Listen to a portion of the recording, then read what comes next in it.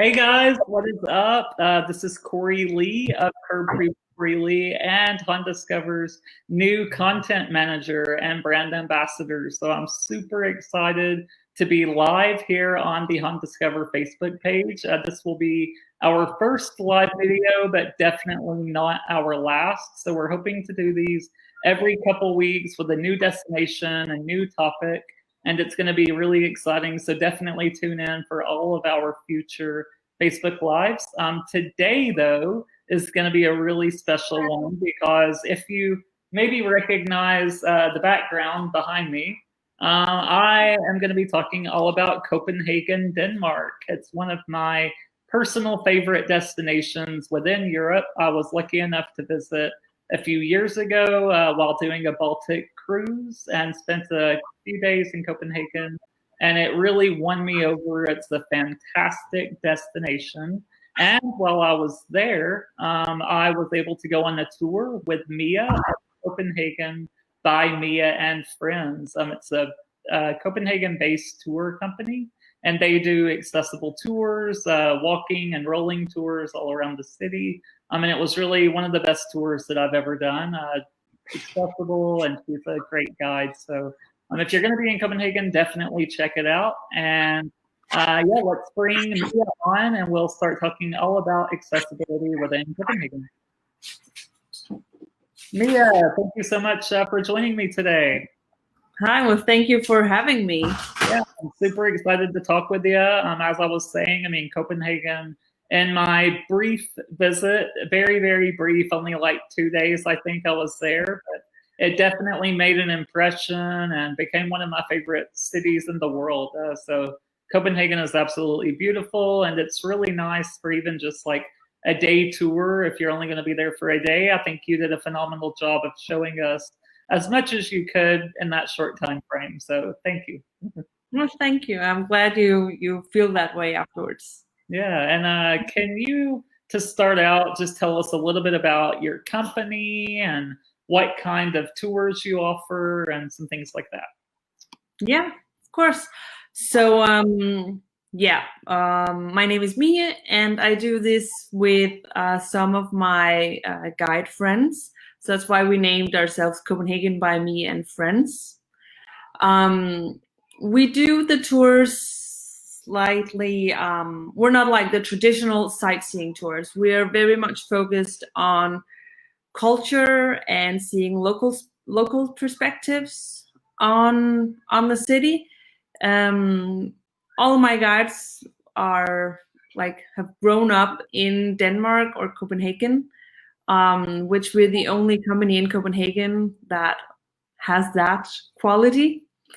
So we think like by being that, having grown up in Denmark, we have a different perspective on the city that other companies might have. We have all sorts of tours. We do main sites, we do neighborhoods, we do foods and drinks, and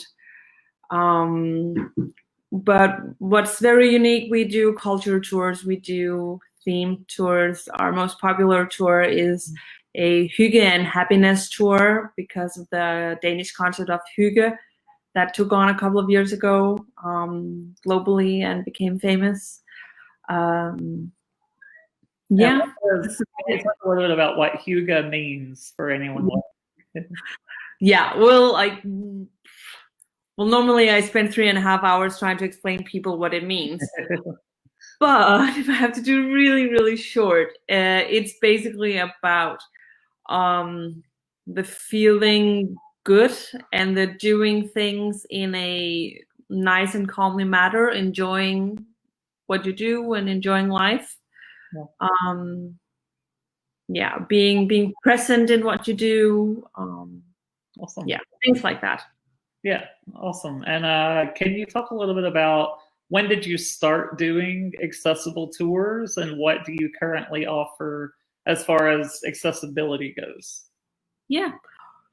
So when did I start doing accessible tours? When were you here? I think it was July or August of 2017. 18, yeah. Yeah, 18, right? Maybe 18, yeah. Or 17. I don't remember, but Oh, I've been yeah. doing the accessible tours for 2 or 3 years. And today we mainly offer private tours, accessible tours, but we also have two group tours that are fully accessible. One that's some highlights or main sites tour, and a neighborhood tour. And then the rest of our tours, we don't call them accessible, but if you can do, we say 3 steps, then you can do them. Okay. We can do a lot of private tours. That's what we do the most as accessible tours. Awesome. So you can really customize each tour to the person's individual needs, which is great. I know that like when I came, before I visited, you said that you scouted out like all the spots that we were going to be going to check their accessibility. And I really appreciated that, because then when we actually were able to do our tour together, you already knew like the accessible routes through the city. You knew about accessible transportation and all of those little logistics that are so often overlooked, I think. So it was really a great tour. Yeah, and I learn more about the city's accessibility every time I do an accessible tour. Awesome. Yeah. It's new to learn all the time. Yeah. Oh yeah, definitely. And as far as someone is like coming into Copenhagen and they've just arrived at the airport, but they want to get out and see the sights and use public transportation, is the public transportation in Copenhagen wheelchair accessible? And what are the different modes of transportation? Yes, so we have a million. We have, I think, is it 4 different types of public transportation, and all of them are accessible, wheelchair accessible. Buses might need a helper, because there's a ramp that you need to pull out and it has to be done manually. But if you're on your own, I am 99% sure that the driver will come do it for you. There's a button that you push where you get in, but saying that that you need assistance. So buses are accessible. Metro are accessible. There's no gap. You just go just go straight in. We have what's called the S train. I think you would say the intercity train. Yeah, we actually rode it, I think, while we were there, and I have a picture of it there. Yeah. So for the intercity trains, you go to the front, and then the train chauffeur, he comes out and pulls out the ramp. And I will say, I mean, the public transportation in Copenhagen, it was like actually easy to figure out how to use. And usually when I'm in a foreign city, it's really difficult to, figure out kind of how to get around. But I felt like the system in Copenhagen was pretty simple and easy to figure out, and then phenomenally accessible. I mean, the metro, I used it a couple times during my visit, and as you can see there, I mean, it was phenomenally smooth to get on, better than most metros and trains, even in the US where I live. So I was extremely impressed with the public transportation options. Yeah, it's I have nothing negative to say about the public transportation. It's super good, and basically if you do struggle finding your way, you just ask anyone, because everyone speaks English, so everyone will help you. Yeah, and everyone has the hygge, so they have a good personality. They're willing to help out. They want to help you. Yeah, exactly. And when we were on our tour, we used even the public transportation to get, like with you, we got from our hotel to like the city center, or just using the public transportation. So there was no need to hire like an adapted van or do any of that, which kept it, I think keeps it at a more reasonable cost even than having to hire, you know, an adapted van and go through all of that. So luckily the public transportation is great. Yeah, well, I mean, Copenhagen is already expensive. Yeah. So might as well keep the cost low by using public transportation. Right. And I mean, you can do, there are accessible taxis, but they are a little bit complex to get to. So it's something like you have to call in 24 hours before you need them. So you can't just call on the day if you think you need some. So I find it's often easier to use the public transportation. Yeah, definitely. Yeah, and I want to talk a little bit about hotel options. Discover does offer hotels and vacation rentals all around the world, and they do have quite a few in Copenhagen. One hotel that I stayed in was the AC Hotel Bella Sky, and speaking of public transportation, it actually had its own metro station. So I thought that was just amazing. And it's the AC Hotel by Marriott Bella Sky. So usually when I say a Marriott, so I know that, you know, they have really great accessibility. And of course, this hotel had very, very good accessibility. So the bedroom was accessible. And then in the bathroom, there was a roll-in shower with completely flat entry. And they had a handheld shower sprayer, fold-down grab bars by the toilet, and even a shower chair right there, which you can see in the photo. And it was, I mean, such a beautiful hotel, very modern. And the restaurant at that hotel was really great also. So it's called The Salt. And it was like one of my favorite meals that I've ever had in Scandinavia. So delicious. And I was even able to hang out with Discover's founder, Sebastian, and have a dinner at that hotel restaurant, The Salt. So definitely recommend that hotel. And another hotel that I would like to mention is the Tivoli Hotel. And so this hotel, it is, I think, a modern hotel as well. And it's located within walking or rolling distance, I guess I should say, to the central station and the City Hall Square. So in a good area, central area, if you want to walk around. And Mia, do you know anything about these hotels? Would you recommend these? And do you think they're in a good location? So the Bella Sky, the Marriott, is well, amazing hotel. The downside is it's a little bit far out, which brings you into beautiful green areas. Yeah. But it does give you, is it about 10, 15 minutes with the metro to go to the inner city? Yeah. And the Tivoli, right in the middle of everywhere or everything, fairly new hotel also. Oh, okay. Only a couple of years old. Yeah.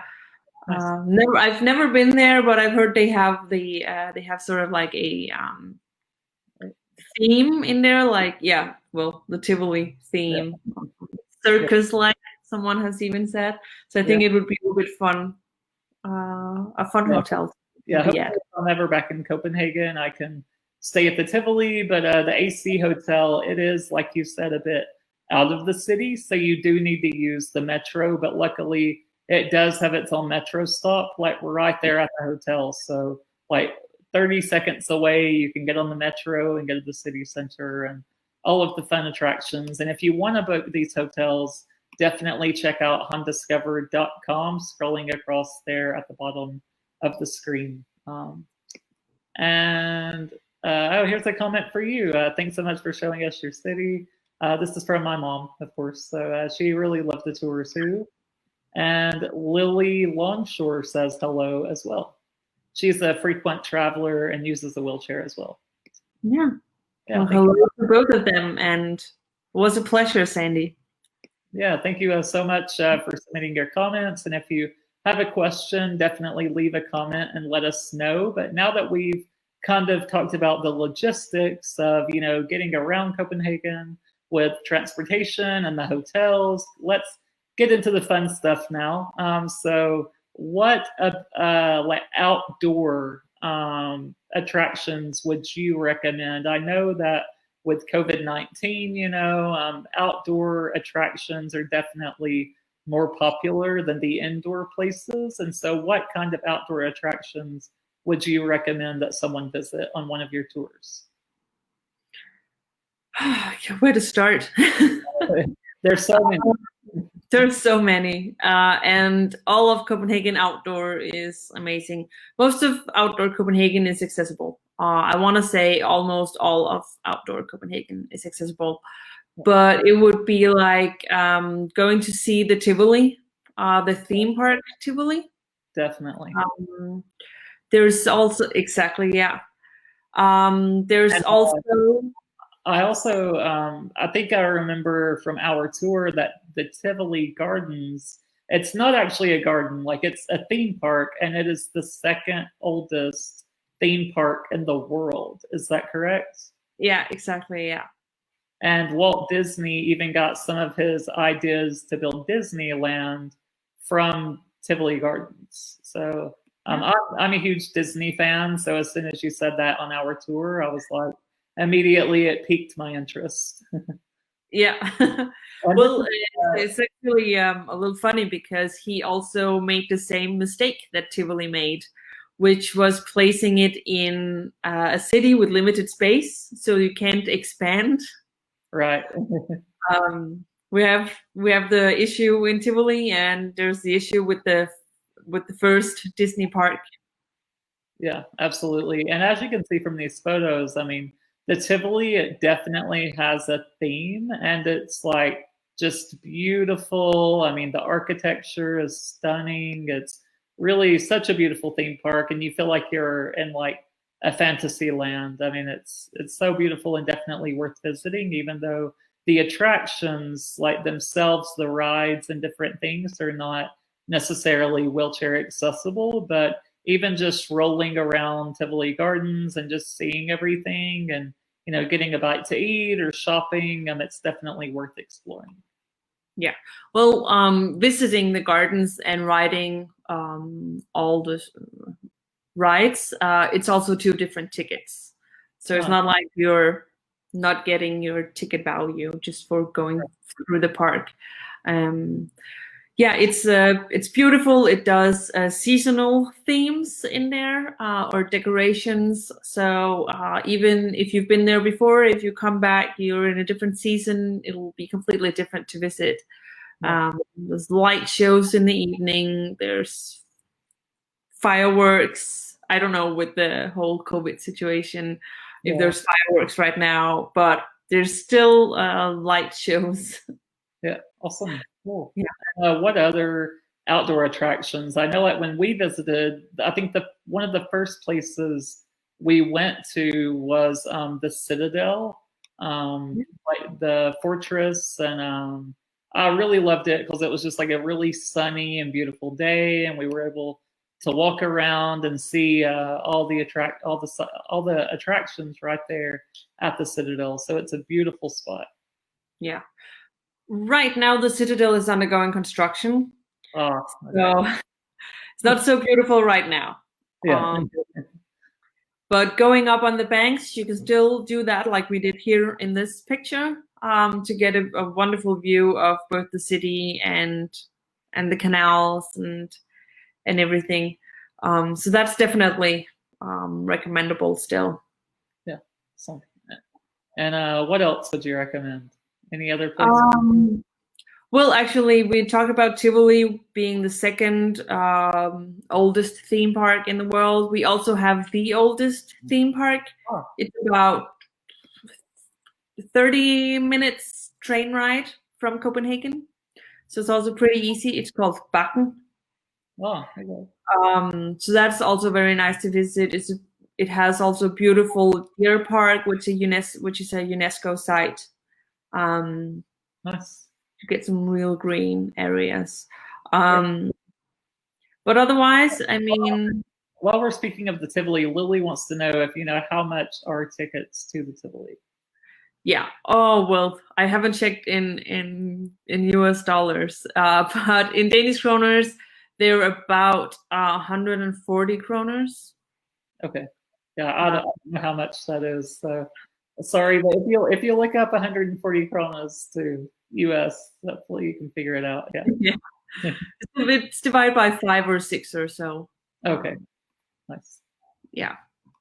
And one other place I wanted to talk about was the palace. It was one of my favorite areas, and we got there like at the perfect time, and we're able to see like the changing of the guard. And you mentioned that like the royal family, they sometimes come out into the courtyard and interact with everyone. Yeah, so the Amalienborg Palace, where the royal family lives, you go there at 12 at noon. And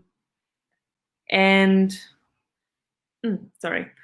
And you get to see the changing of the guards, which is, well, it looks great. It's just super nice to see. They are, well, doing a great job with the changing of the guards. It's like a really unique thing to spot. It varies from day to day what they do. If the royal family is at home, they sometimes put on a big show with the band and everything, and other times it's a little bit smaller, where you just get to see the march and see the way they communicate with each other. It's really nice. Yeah, it was cool. And thank you so much for watching Sheraton. Definitely follow the Hundiscover page here on Facebook, and be sure to tune in every other week for a Facebook Live. One of the last outdoor attractions I want to talk about, because it's like if you look at any picture of Copenhagen, it's going to come up, is Newhavn, which is behind me here. So I think it's the most beautiful and iconic area in Copenhagen. And if you can maybe just give everyone a very brief lesson, or talk about why the houses are colored the way they are and what's so special about this area. Yeah, well, actually, no one really knows exactly why the colors are, or the houses are colored this way. I do have my theories, but to get to those theories, I just want to tell you very briefly what the area is about. So it's a canal that was built for ships that were passing by Copenhagen to get into Copenhagen, because in the 1600s, the Danish kings decided that ships passing by should pay a tax that was up to a third of their load on the ships. So they had to come into the city to unload. And then this harbor was built to entertain the sailors while the ships were in harbor.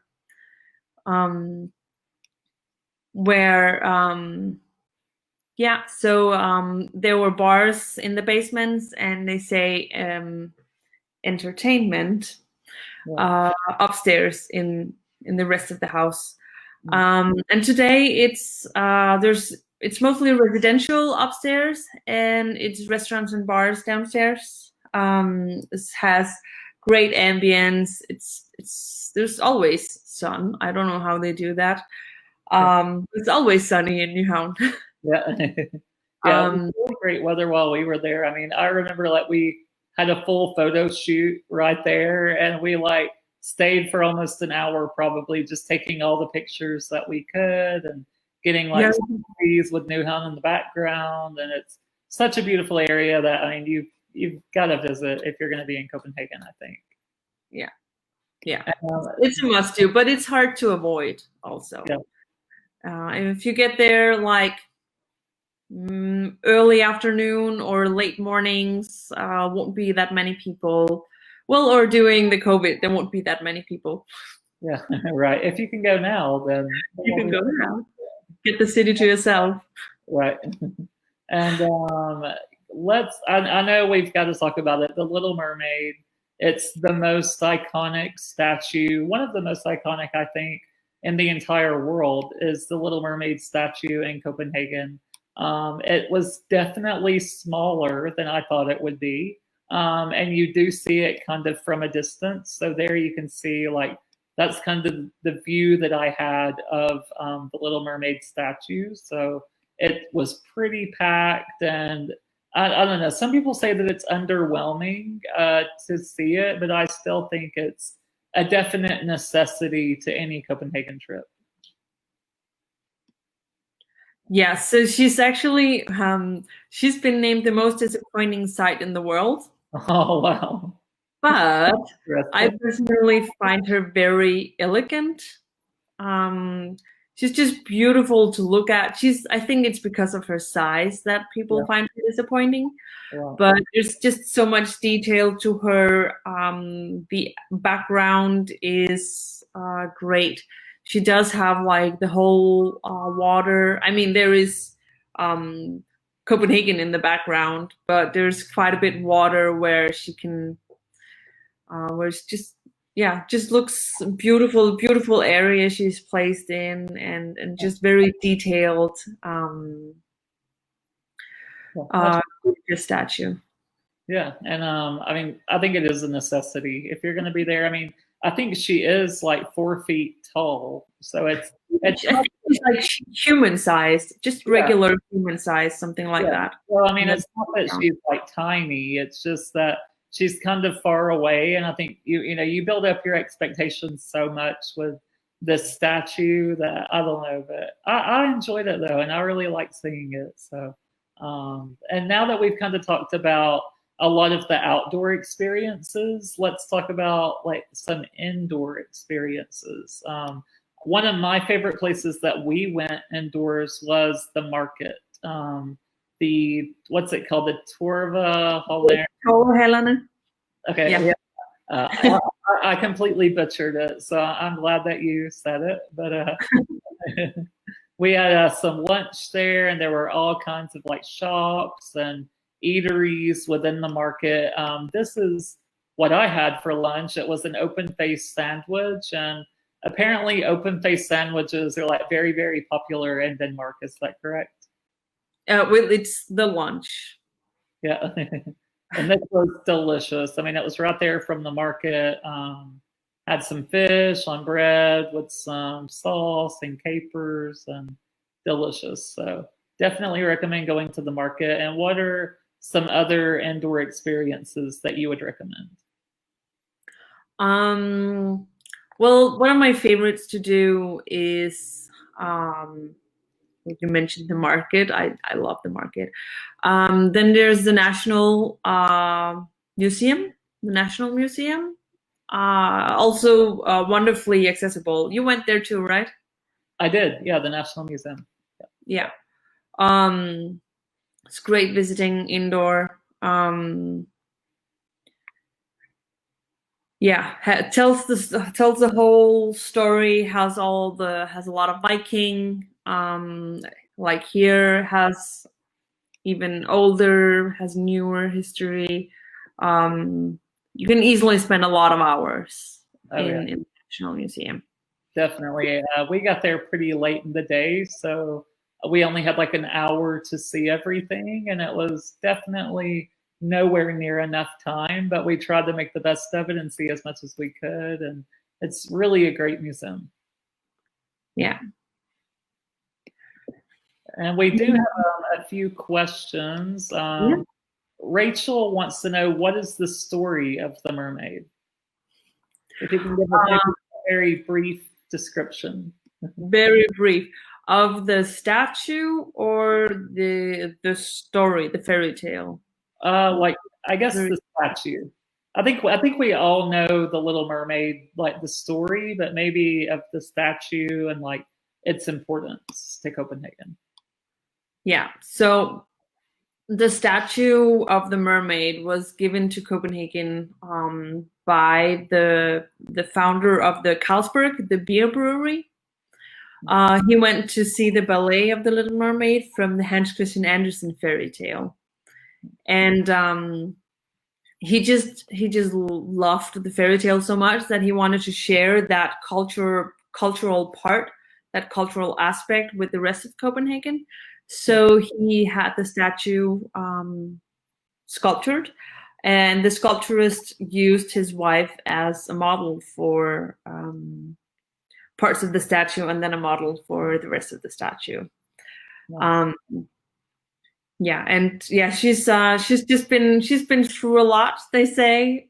She's unfortunately been through a little bit, quite a bit vandalism, where people cut off her head Oh, wow. twice. She's had her arm sawed off. You can actually see that when you look at the statue. Yeah, I think I do remember that, actually. Yeah, like she had like a bright line on Yeah. one of her arms. But I love to say that, or like to say that she's traveled also. She's been to the 2010 Expo in China, so she's gotten to see the world. Yeah, nice. But in general, like, she's said to be floating. Well, not the statue, but the mermaid herself is floating, waiting to enter heaven. She was bound to float in the in-between world for 300 years and then enter heaven. And she can go there faster if she goes through houses of good children. But it will be a longer waiting time if she meets bad children. That's the way the story goes. So all the children need to be good. They need to be good to help the mermaid get into heaven. Right. That was her purpose of everything. Yeah, interesting. Yeah, thanks for letting us know that. And someone, Lily, wanted to know, is it okay for Americans to travel to Denmark right now? I think not, but what is Denmark currently like in regards to the pandemic? Can you just tell us a little bit about that? So, yeah, I don't think Americans can come to Copenhagen at the moment. We are open for Europeans. I'm a little bit unsure if it's different from country to country. In general, it's a lot about insurance, where we can go and who can come to Copenhagen. But we're doing good. We're actually doing fairly good. We have seen an increase in numbers with the high schools and universities coming back. But in general, it's been pretty much controlled from the beginning.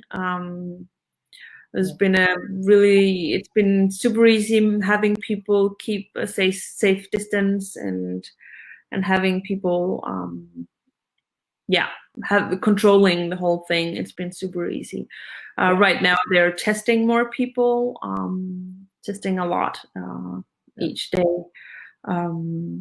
try to keep it down. And at the moment, we're wearing masks in public transportation and in restaurants when standing. So that's where we sort of feel the pandemic at the moment. But rest of life goes on as it always has been. Tourism is back slowly.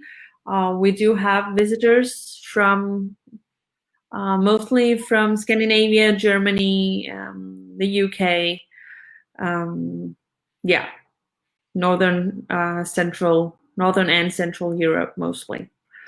Okay. Yeah, I mean, it's definitely a tricky time to travel anywhere right now, I think. But if, someone is comfortable and lives in Europe and can go legally to Copenhagen, then it's a beautiful destination. And, if you can't go right now, then it's definitely worth planning for 2021 or sometime into the future whenever we can get, back to normal traveling right now or in the future.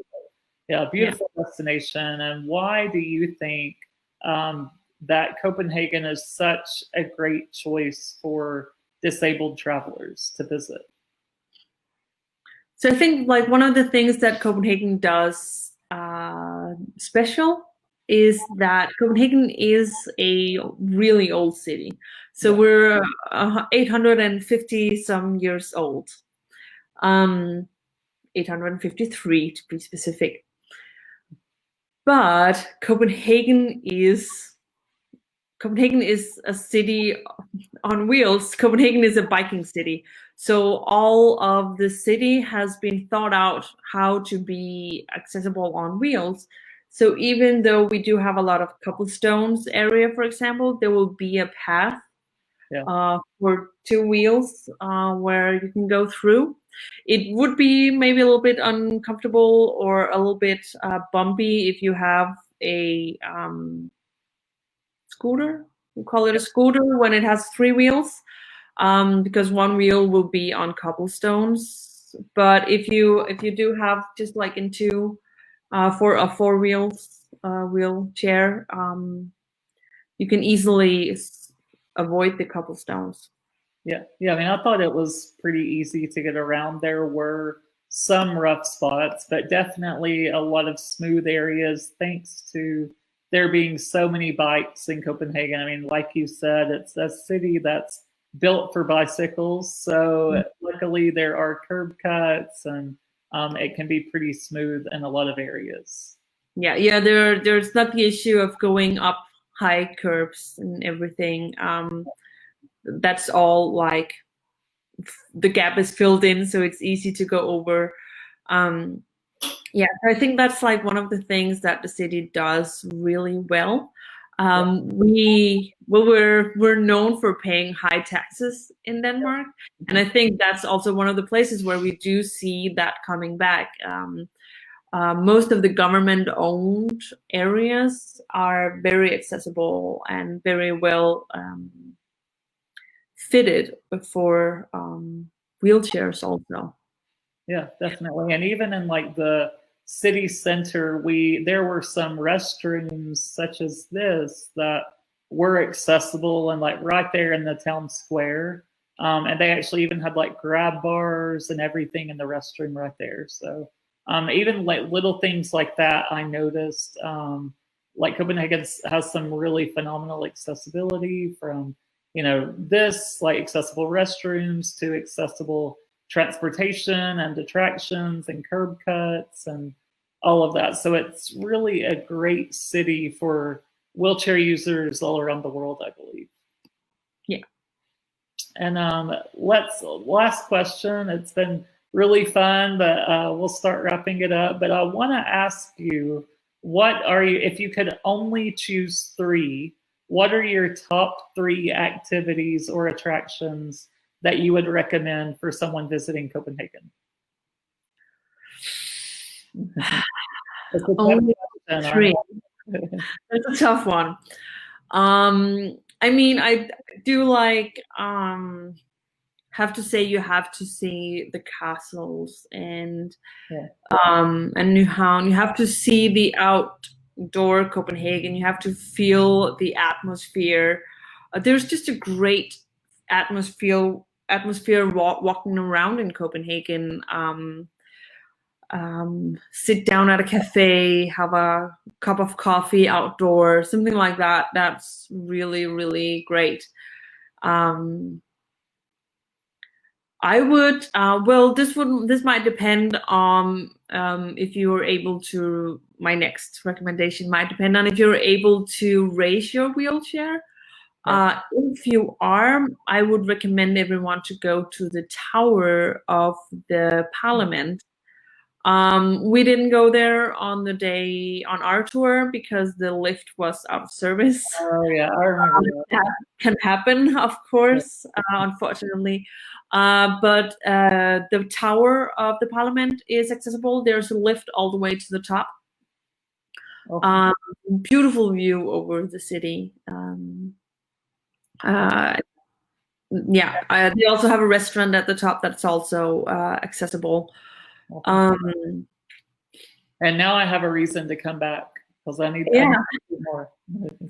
something that you didn't get to experience. Right. I can find more, no worries.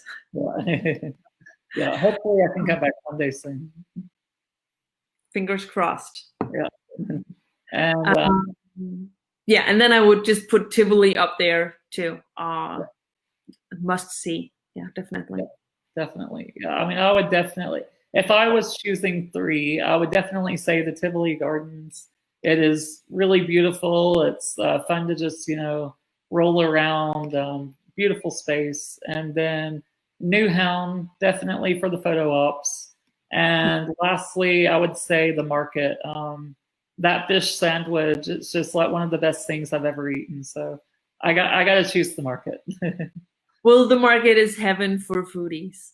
Oh yeah, for sure. You could probably do a whole tour about food. Do you do food tours? Only as private tours. Okay, awesome. Cool. And lastly, can you let everyone know where we can find more out about Copenhagen by Mia and Friends, and how can they get in touch with you? So we have all the social medias. We have our website. We are officially called Copenhagen by Me. We just call ourselves by friend and friends also, but our website is copenhagenbyme.com. We have an Instagram where you can find lots of inspiration. That's called Copenhagen by Me. That's where you find us. Alrighty, yeah. Thank you so much for joining me today, Mia. It's really been fun kind of revisiting Copenhagen virtually, and hopefully I'll be able to come back one day and see it live and in person again. But for now, everyone definitely check out copenhagenbymia.com and start planning your future getaways to Copenhagen. So thank you so much, Mia. It's been fun. I really appreciate it. It was fun. It's a pleasure. Yeah, thank you. Yeah, you're welcome. And for everyone watching, remember to go to homediscovered.com to look at accessible accommodations no matter where your travels are taking you in the near future, from Copenhagen all the way to Florida and across America and Europe. They have plenty of accommodations to suit you. So definitely check out homediscovered.com, and I'll see you guys again in a couple weeks when we go live again. So thank you for watching, and have a great day and stay safe. Thank you.